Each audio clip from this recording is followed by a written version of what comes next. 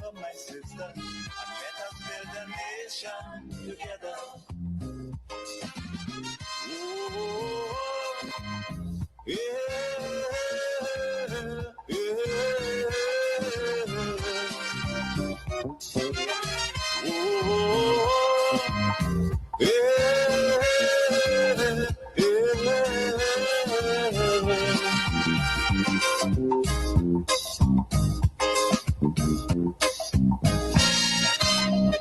Remember, the key to success is working hard.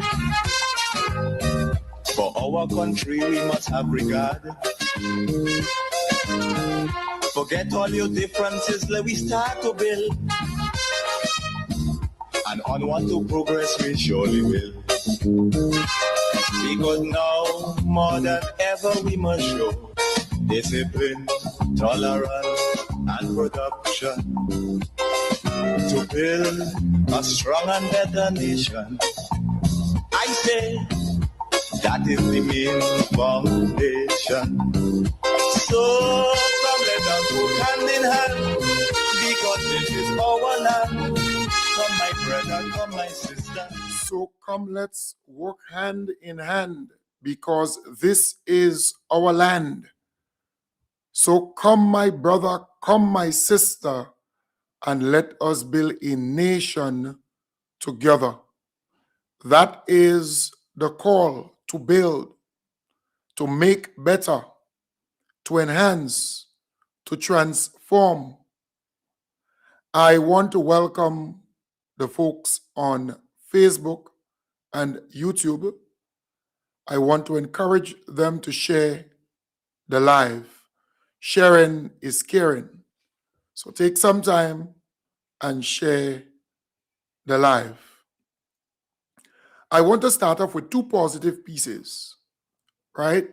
Two positive pieces.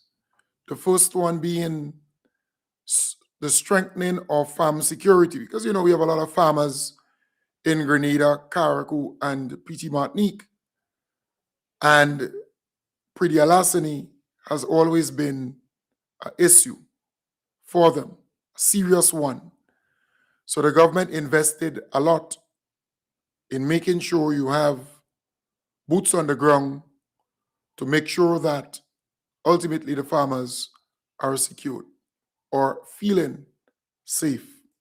The Ministry of Agriculture, Land and Forestry has launched a sweeping new campaign to enhance service delivery and strengthen security for the nation's farmers. The initiative combines a fresh feedback mechanism with a major boost in frontline personnel to address long-standing challenges in the agricultural sector.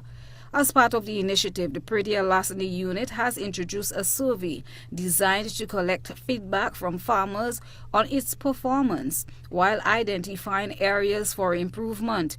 Inspector Desmond Daniel, coordinator of the Pretty Alasani unit, says the result of the survey will help strengthen the relationship between officers and farmers and ensure the unit remains responsive to the needs of the agriculture sector. The questions is designed to gather feedback from the farmers on the performance, the effectiveness of the unit and its visibility within the country. We're also looking at recognizing the farmers' confidence of the unit since we have started.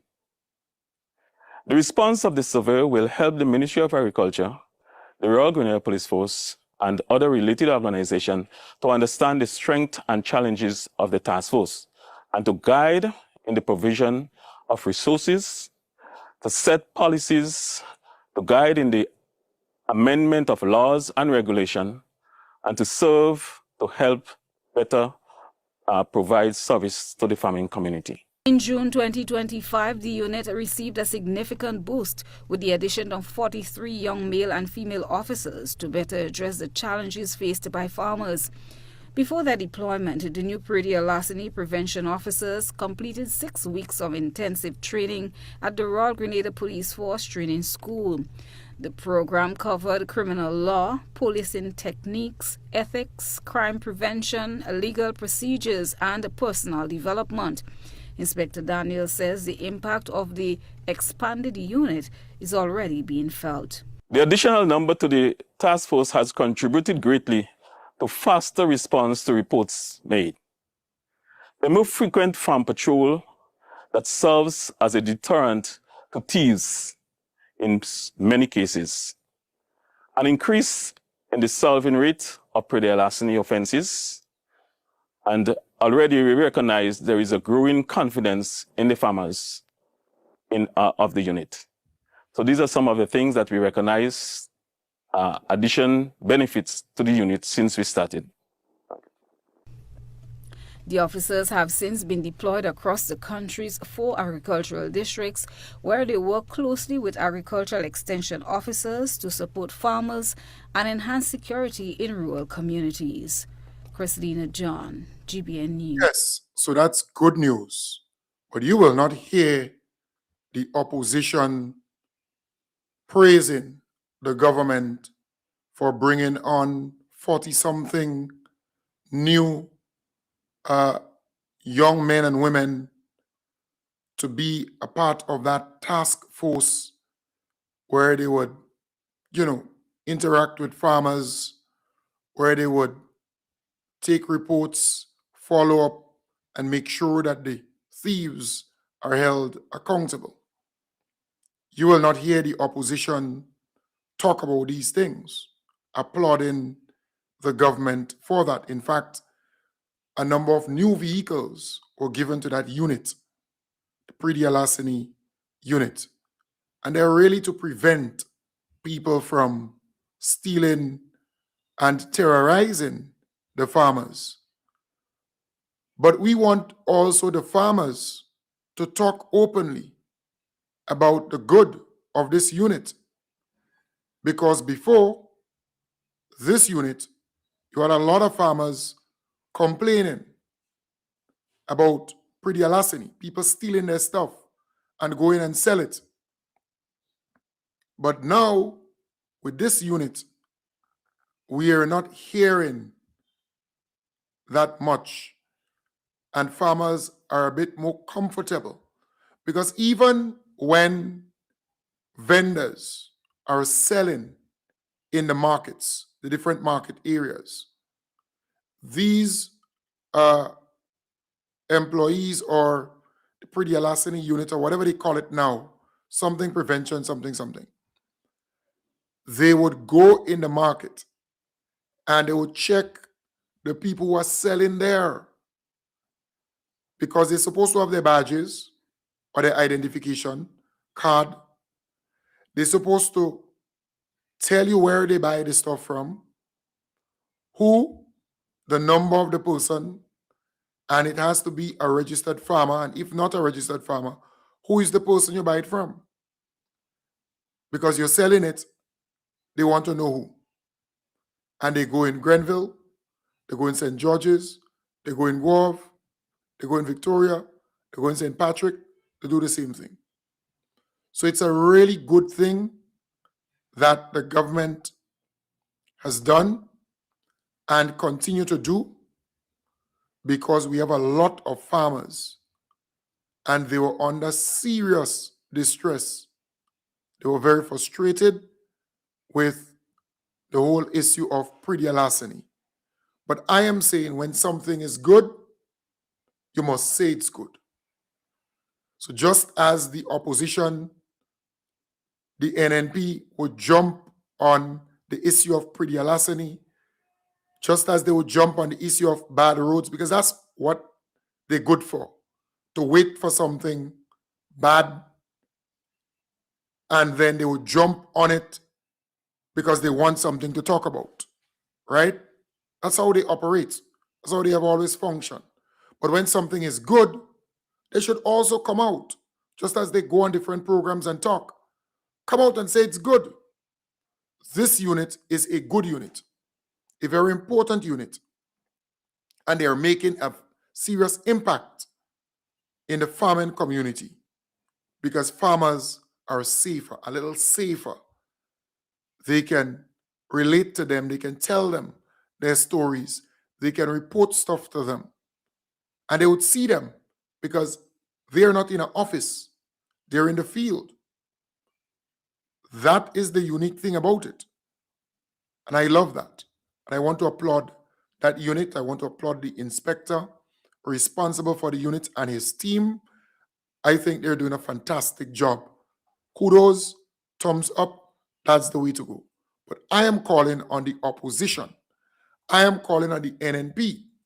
Don't always talk about the negative or things that you believe is bad or stuff that you concoct, that you create, even in your imagination, that it's bad. You talk about that every day, every night.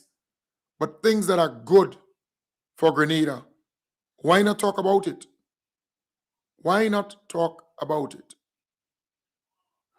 The other positive thing here, we have 16,000 students who are benefiting from the school feeding program. 16,000. Just think for a moment the burden that is being lifted from the backs of parents with this particular program. 16,000 students get a hot meal every day from the school feeding program. With students returning to classrooms on Monday for the Hillary school term, more than 16,000 students will continue to benefit from the expanded school feeding program, receiving nutritious meals at minimal cost. This was confirmed by Permanent Secretary in the Ministry of Education, Lauren St. Louis Ned, during a recent Year in Review GIS program. With the school feeding program, as Minister mentioned earlier, we are now up to feeding 16,000 children, which means that a child who may not have access to much food at home can actually come into school and get food. So that doesn't debar you from getting an education. So we're moving to the place where we don't want children hungry in school, because we know that that impacts their learning, their ability to learn. She says government invested over $60,000 to upgrade cooking equipment at several schools to accommodate the increased number of students. We have gone further to provide new equipment to schools. So from cookers to refrigerators, this year alone, we've spent in excess of $64,000 bringing in new industrial grade appliances into the schools. And you would appreciate that this is important because of the number of children that have to be catered for. The Permanent Secretary also emphasized that schools receive subventions, including goods, to help offset the cost and meet the demand of the program. The Ministry of Education, the government of Grenada, gives to each school an allocation, a subvention. So they get money to purchase items. The Ministry of Education also supplies meat and dry goods. So it's a combination of these two things. And I think it's important to point this out, that the ministry, yes, will drop off meat, and yes, they will drop off some dried goods, but the government also makes a deposit of cash in the account of the school so that they can buy other materials to supplement what is there. Additionally, efforts are underway to expand kitchen garden programs in schools in partnership with the Ministry of Agriculture, further supporting the initiative. One of the things that we are looking into is partnering with the Ministry of Agriculture. We know the Ministry of Agriculture is big now on bringing back the school gardening, and we are excited about that. We are so willing to participate in this program because we appreciate that that will give us the opportunity to get local produce into the program, grown right at the school. And this also gives the children an opportunity to participate in the gardening. For MTV News, Troy Gill. Yes, so this program is a very important program. 16,000 students benefit from this program every day, getting a hot meal. And I have always lamented that we, the people, should do more to help the schools. You have farmers in the community who get a lot of assistance from government, concessionary fertilizer, plants at concessionary rates, financial support, technical support, all kinds of stuff.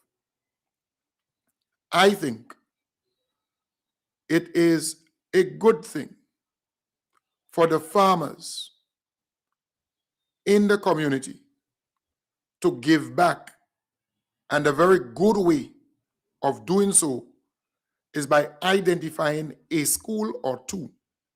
So every time you have a lot of citrus, you can bag them up and bring it to the school.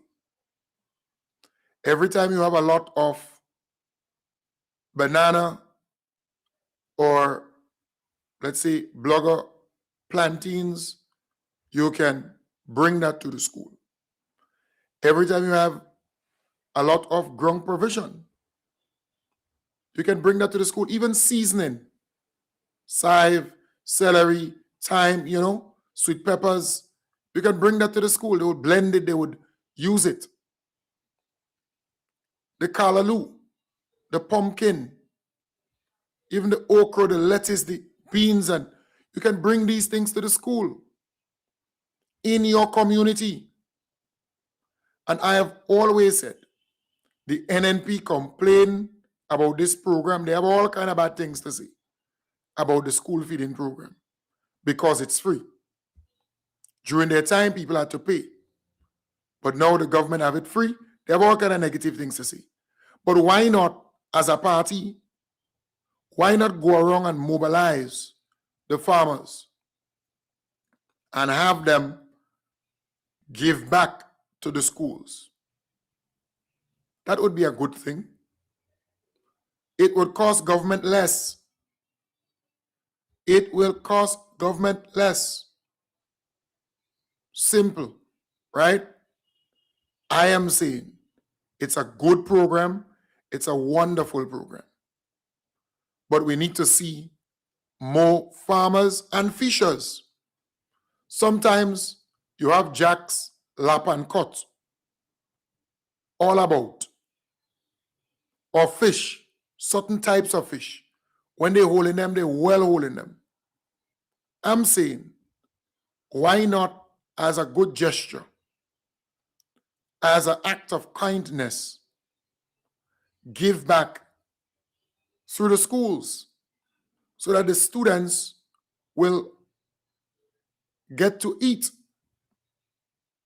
from what you catch. And that's a blessing. That is a blessing.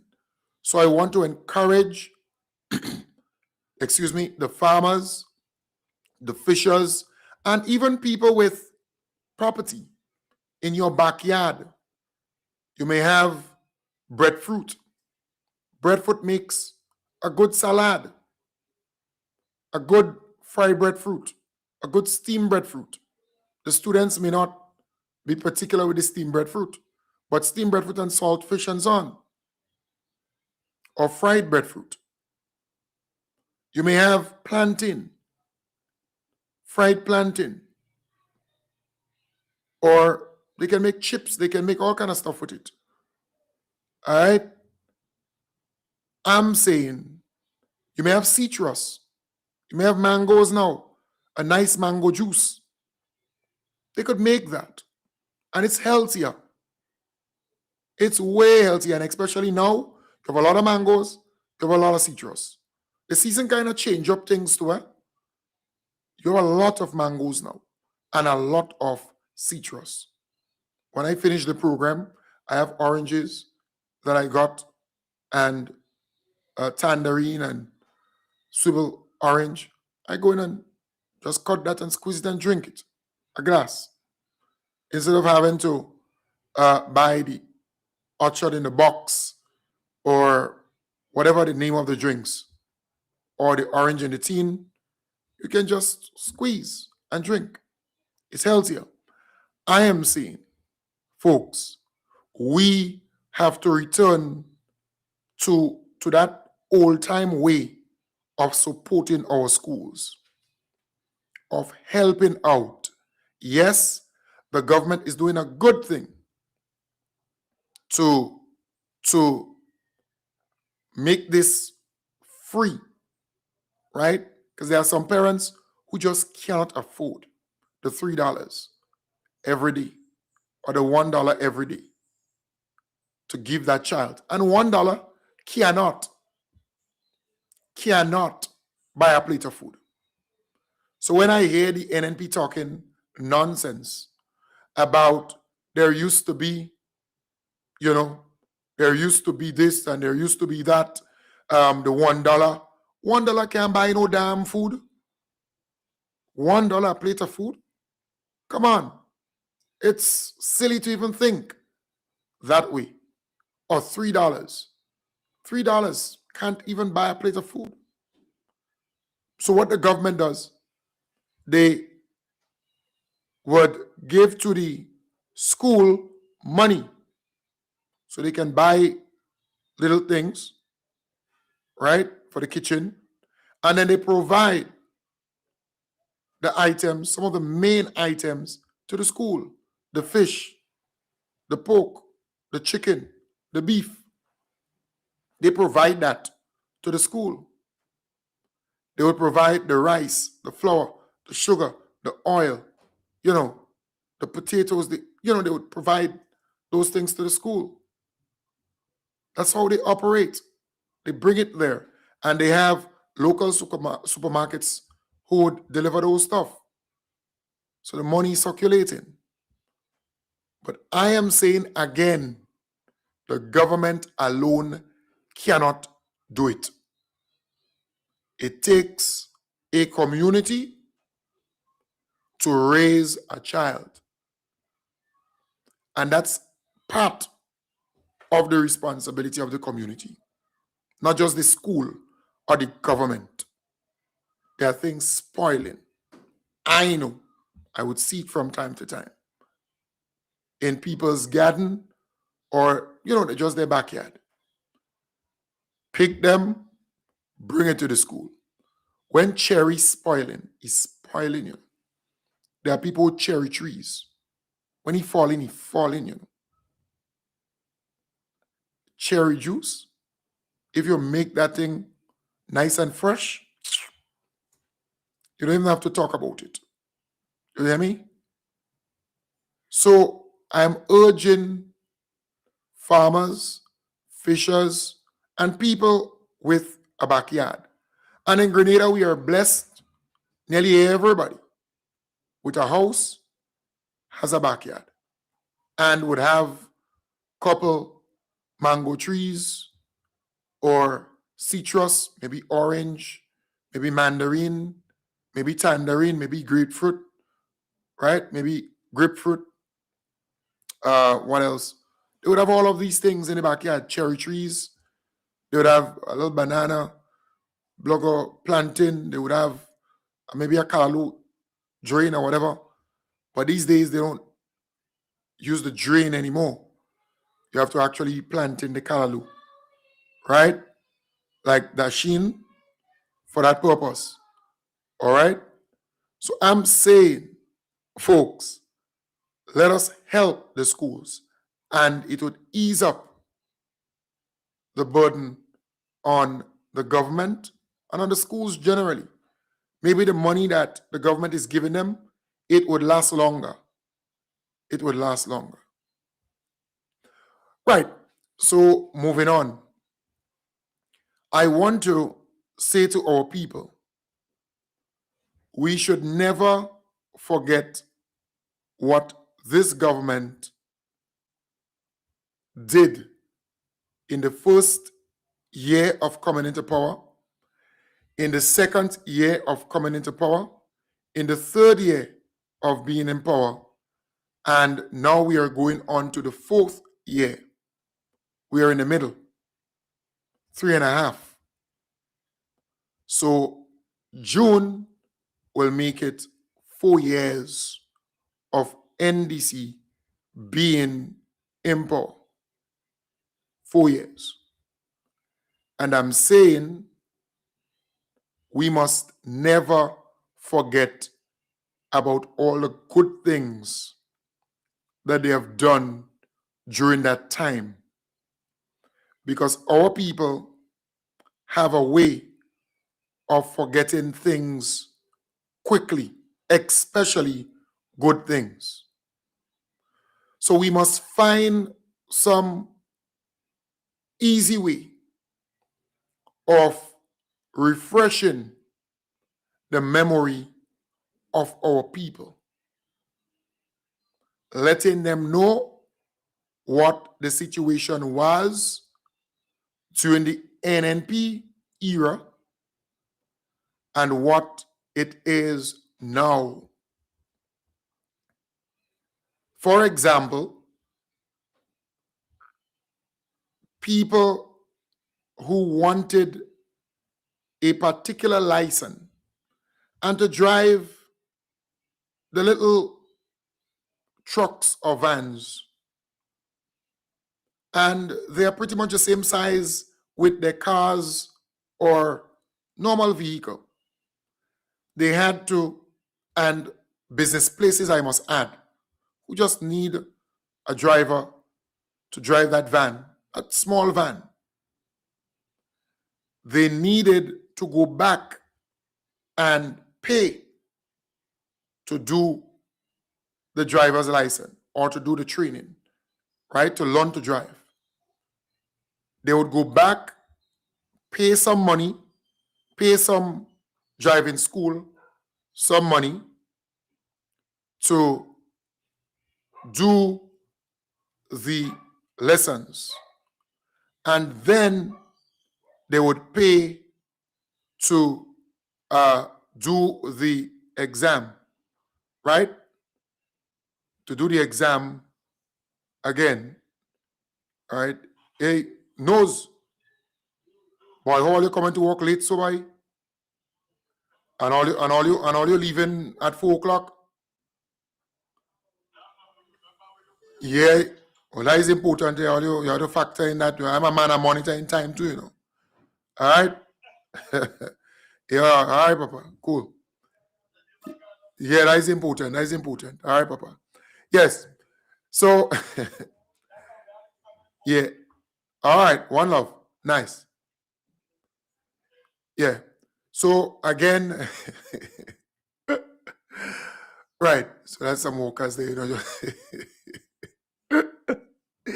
Right. So, I was saying, folks, that it is important to remind our people that the NDC made that easier for businesses and for people generally who just want to drive that pickup, you know, not too big, not a big truck, nothing of that sort. They don't have to go back and pay all that money to go in a driving school and then to go on the road and then to go for a license. They can just go straight, pay for the license after being on the road for 5 years driving and get the license. That was not there during the NNP time, unless you had some links inside the system. The passport, the 10 years passport that we now have, 10 years. That was not there before, meaning during the NNP time. No, it was there before. And then the NNP changed it to 5 years. So you have to go and pay 2 money when we used to pay just 1 fee. That was not there on the NNP time. No, but we are enjoying it today. The free tuition, that was not there under the NNP time for NULO and TAMCC, but we are enjoying that today the young people benefited and continue to benefit from that in this period. The free hot meal program, that was not there under the NNP. We are enjoying that today. The new pension plan for the unestablished workers, that was not there under NNP, but you're enjoying that today. The pensioners, for example, who were fighting for their pension, marching in the streets for their pension. Under the NNP, they never got their pension and their gratuity. But under the NDC, they got that pension and they continue to receive it every single month or every fortnight. In fact, this bathroom and toilet, modern bathroom and toilet that is being constructed for people with pit latrines and open bathrooms, that was not there under the NNP time. I mean, we know coming to the election of 2022, they run and do a couple of bathrooms, not even completing them, to say that they had a program like that.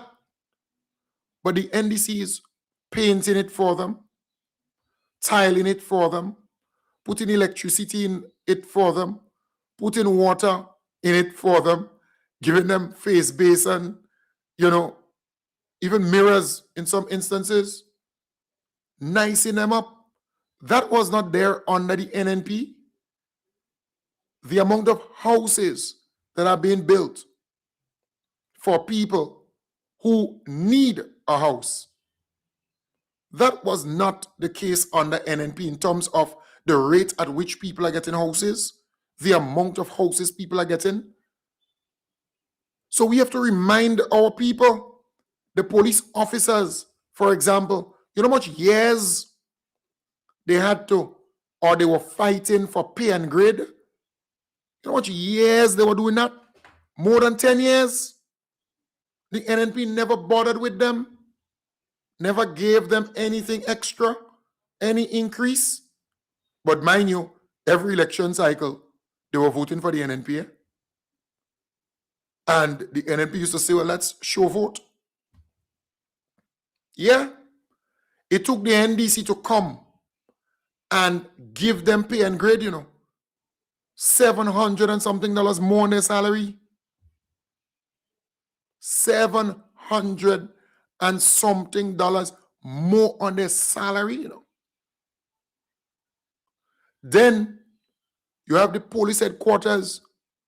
They were ram-cram packed on the fort in some little cubicles. The NDC bought that building on the Carnage, reconditioned that building, modernized the building, and have them using that building as the police headquarters. The NNP promised them a police headquarters in 2018 or 2013, somewhere down there. They never delivered on it. Look now, they going to build the Grenville police station. The NNP never bothered with building police stations.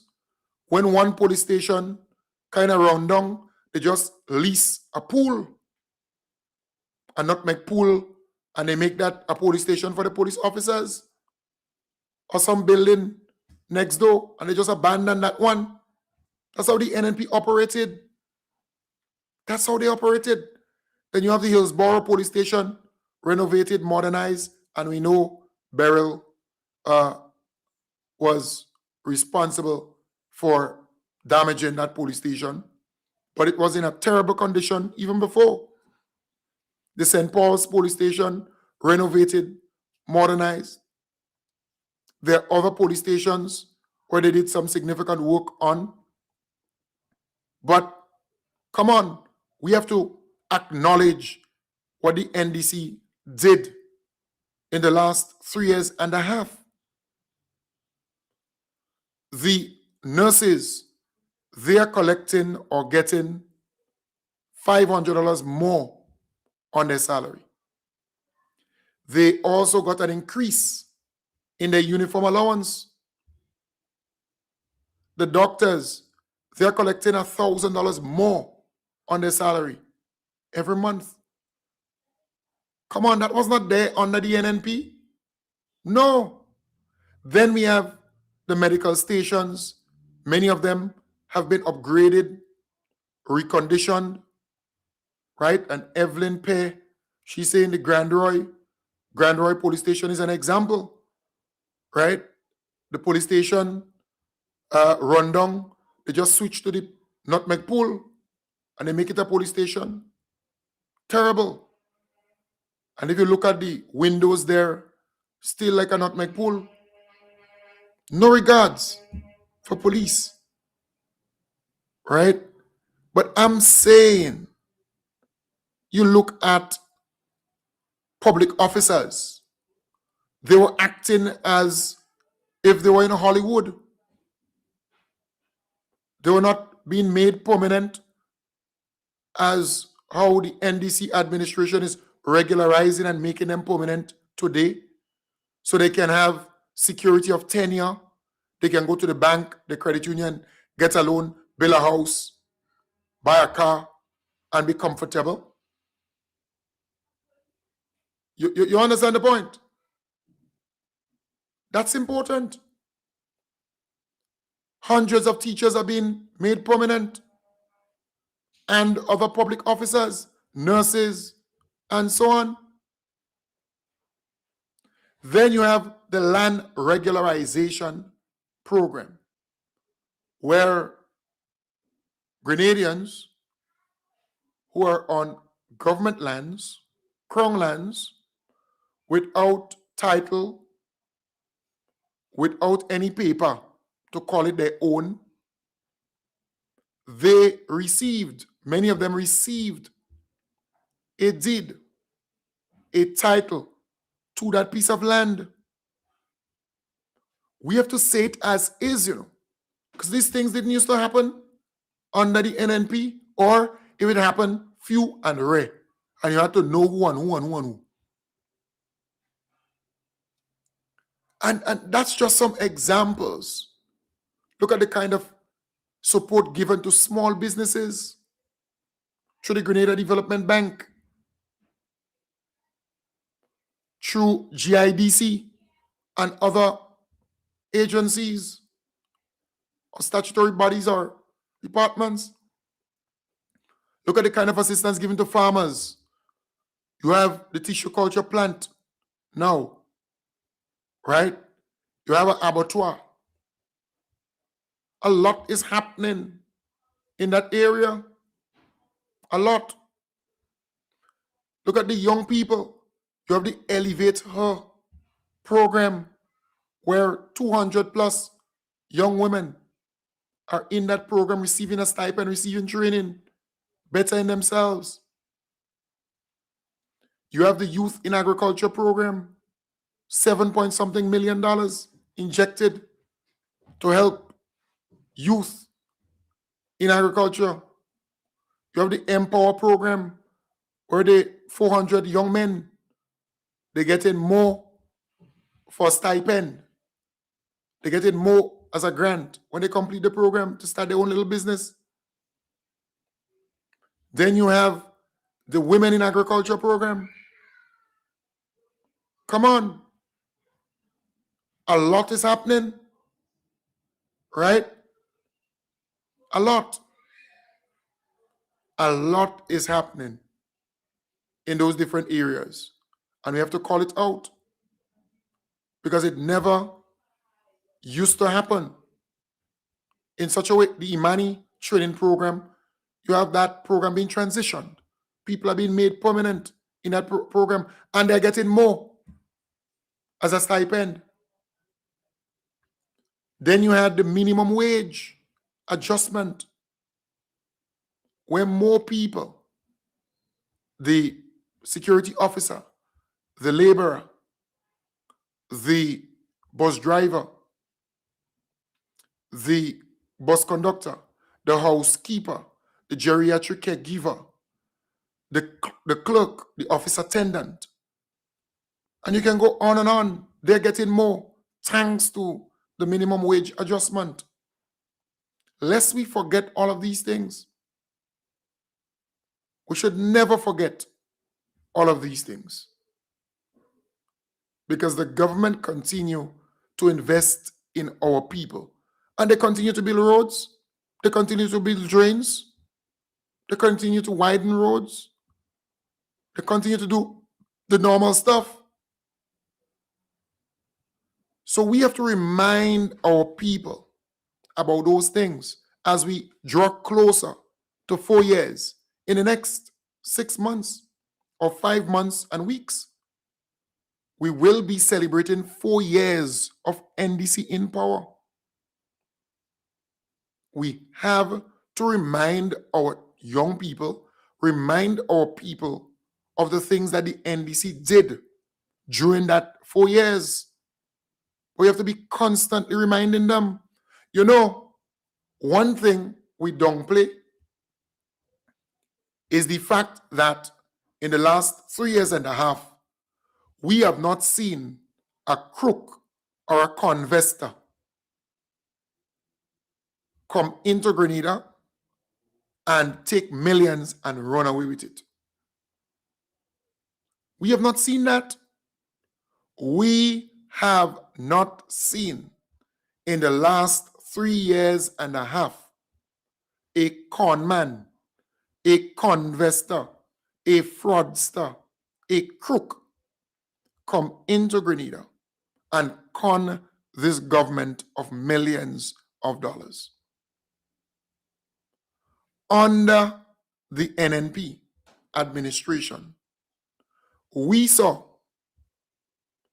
a lot of con men and crooks came into Grenada and con the NNP administration of hundreds of millions of dollars.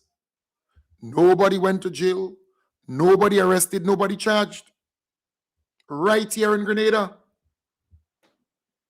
And that is something that we need to talk more about. Also, we need to talk more about the fact that Grenada is a safe destination. Extremely safe.